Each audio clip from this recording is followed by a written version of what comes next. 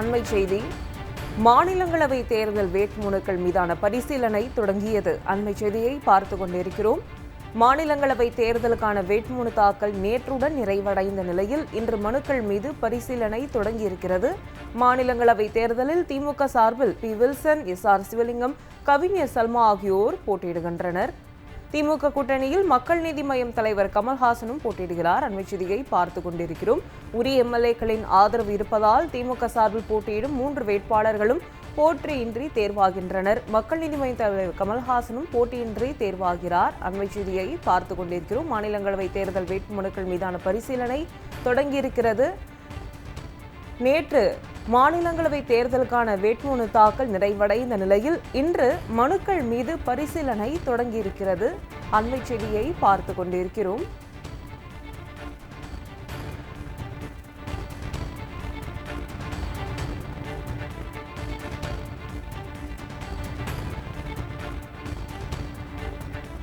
மாநிலங்களவை தேர்தல் வேட்புமனுக்கள் மீதான பரிசீலனை தொடங்கியிருக்கிறது.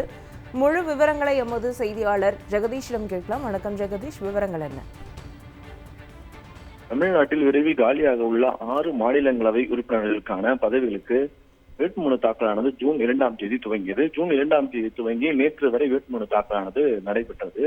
திமுக சார்பில் சல்மா, எஸ்.ஆர். சிவலிங்கம், வில்சன், அதே போல மக்கள் நீதி மய்ய கட்சியின் தலைவர் கமலஹாசன் உள்ளிட்ட 4 பேர் வேட்புமனுக்கள் தாக்கல் செய்திருந்தாங்க. அதே போல அதிமுகவை சார்ந்த 2 பேரும் வேட்புமனுக்கள் தாக்கல் செய்திருந்தாங்க. அது மட்டும் இல்லாமல் சுயேட்சையாக 7 பேர் என்று மொத்தம் 13 பேர் 17 வேட்புமனுக்களை தாக்கல் செய்திருந்தாங்க. அந்த வேட்புமனுக்கள் மீதான பரிசீலனையானது இன்று காலை 11 மணிக்கு துவங்கி நடைபெற்று வருகிறது.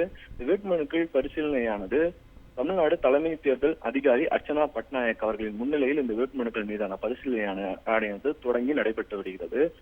திமுக ஒரு வேட்பாளர்களான சல்மா, எஸ்.ஆர். சிவலிங்கம், வில்சன் ஆகியோர் தற்போது இந்த வேட்புமனுக்கள் பரிசீலனைக்கு வந்திருக்காங்க. அதே போல அதிமுகவினரும் அதிமுக வேட்பாளர்கள் மற்றும் அவர்கள் வழக்கறிஞர்களும் இந்த வேட்புமனுக்கள் மீதான பரிசீலனைக்கு வந்திருக்காங்க. மேலும் சுயேட்சை வேட்பாளர்களும் இந்த பரிசீலனைக்கு வந்திருக்காங்க.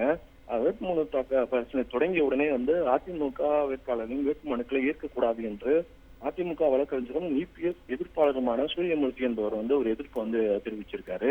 இரட்டைலை தொடர்பான வழக்கு நீதிமன்றத்தில் போதலும் அதே போல எடப்பாடி பழனிசாமி பொதுச் செயலாளராக தேர்ந்தெடுக்கப்பட்டது செல்லாது என்று தாங்கள் தொடர்ந்து வலியுறுத்தி வருவதன் காரணமாகவும் வேட்பாளர்களின் ஏ மற்றும் பி படிவங்கள்ல எடப்பாடி பழனிசாமி கையெழுத்திட்டிருப்பதால் அவர்களின் அதிமுக வேட்பாளர்கள் 20 மனுக்களும் நிராகரிக்க வேண்டும் என்று அவர்கள் தேர்தல் நடத்தும் அதிகாரியை சந்தித்து வலியுறுத்தியுள்ளார். இந்த வேட்புமனுக்கள் பரிசீலனையானது தொடர்ந்து நடைபெறும் என்றும் திமுக வேட்பாளர்கள் அதே போல திமுக வேட்பாளர் 4 பேரின் மனுக்களும் ஏற்றுக்கொள்ளப்படும் என்று எதிர்பார்க்கப்படுகிறது. தமிழ்நாடு தலைமை தேர்தல் அதிகாரி அர்ச்சனா பட்நாயக் முன்னிலையில் மாநிலங்களவை தேர்தலுக்கான வேட்புமனு தாக்கல் பரிசீலனை தொடங்கியிருக்கிறது. அண்மை தகவல்களுக்கு நன்றி ஜெகதீஷ்.